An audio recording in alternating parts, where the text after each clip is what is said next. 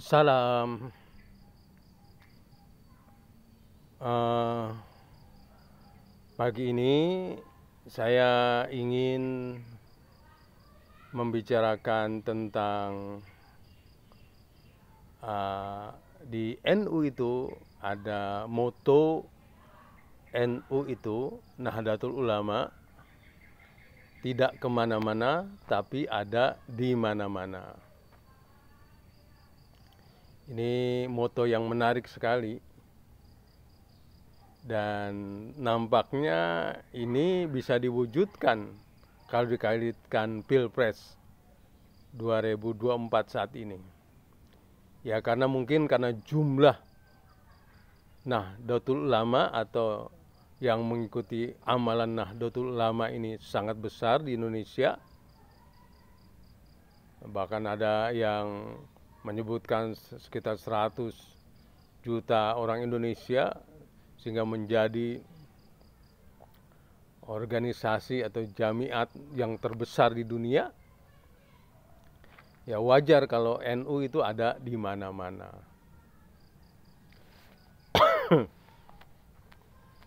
Jadi kalau dalam kabinet lalu katanya orang yang backgroundnya NU itu ya menterinya paling banyak gitu. Nah, menterinya paling banyak.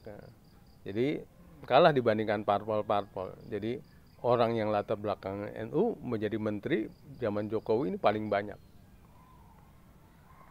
Saudara, mungkin kebudayaan ini dibuat oleh para ulama. Ya, NU tidak kemana-mana, artinya ya NU ini konsisten dalam hal terkait dengan prinsip-prinsip dalam pengembangan dakwah. Ya, dia berusaha apa yang diberikan oleh para wali itu dilanjutkan. Jadi mungkin itu diharapkan, atau juga mungkin diharapkan supaya karena jamiah ini sangat besar dalam hal orientasi politik, ya jangan pecah belah, jangan kemana-mana, mungkin maksudnya bisa itu. Terus NU ada di mana-mana. Ini mungkin maksudnya adalah bisa mewarnai dimanapun dia berada. Dan memang dengan jumlah orang yang mengamalkan amalan Nahdlatul Ulama atau Islam kultural, Islam moderat, Islam Nusantara ini, ya diharapkan ya bisa mewarnai dimanapun dia berada. Kembali ke Pilpres 2024 akan datang ini, yang terkait dengan sudah ada capres-capres yang mengerucut menjadi 3. Nah, kali ini kita menarik, ya, menarik. Maksudnya,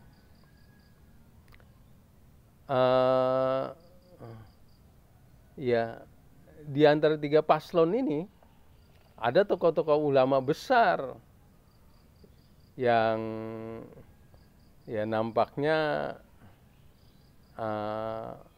ada di sana gitu. Misalnya di koalisi ya Anies Baswedan Cak Imin atau yang disebut Amin ini ada Ustadz Akil Siraj, ini bekas atau mantan ya ketua Tanfiziyah NU, termasuk ulama tingkat nasional lah, yang suaranya ya didengar dan mempengaruhi ya rakyat Indonesia atau kebijakan-kebijakan pemerintah. Jadi di koalisi Amin ini, Anies Baswedan Caimin, ini ada Ustadz Akil Siraj. Nah kemudian di paslon Prabowo Gibran ini ada Habib Lutfi.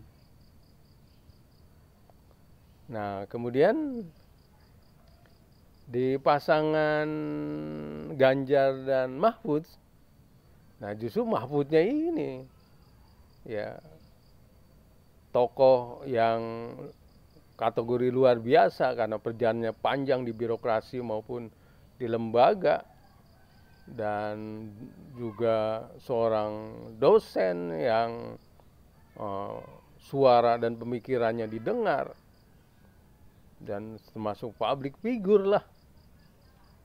Ya ini juga tetap warnanya warna NU. Jadi baik di Anies Baswedan, baik di Ganjar, Prabowo maupun Ganjar ini ada NU. Nah ini yang paling senang tentunya diantaranya ya Pak Jokowi yang sebentar lagi lengser. Paling senang Jokowi, artinya dia kan memang berusaha bagaimana ya yang sudah dia tempuh pembangunan, ya dia ingin meninggalkan legasi,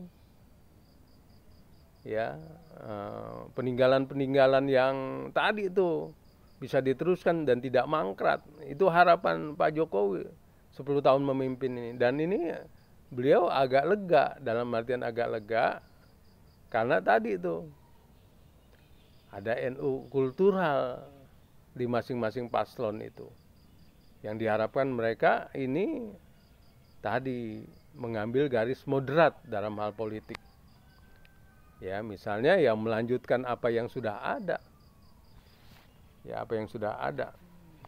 Jangan dari nol lagi. Ya, itu yang dikhawatirkan Presiden Jokowi kan. Ini dari nol lagi. Yang sudah dibangun macam-macam ini tahu-tahu dibikin mangkrak atau tadi itu tidak dilanjutkan. Nah, itu sedih buat seorang pemimpin macam Jokowi yang menginginkan legasinya, peninggalannya diteruskan, termasuk macam IKN dan banyak lagi program-program pemerintah yang dalam perjalanan penyelesaian. Ya, banyak sekali yang sudah dibuat di masa Jokowi. Nah, yang sedang berjalan pembangunannya ya memang sayang kalau tidak diteruskan. Nah, ini kaitannya NU tidak kemana-mana dan ada di mana-mana. Dan memang dengan adanya NU di 3 paslon ini tidak memberikan tempat buat virus Wahabi dan Hizbut Tahrir ini, atau yang sudah keracunan virus ini bisa memainkan pola mereka, ya pola mereka, yaitu tadi itu, ya terus terang pola kadrun, dalam hal ini maksudnya Hizbut Tahrir ini dan orang-orang yang sudah keracunan, yang sudah kena virusnya itu, mereka begitu polanya di seluruh dunia sama.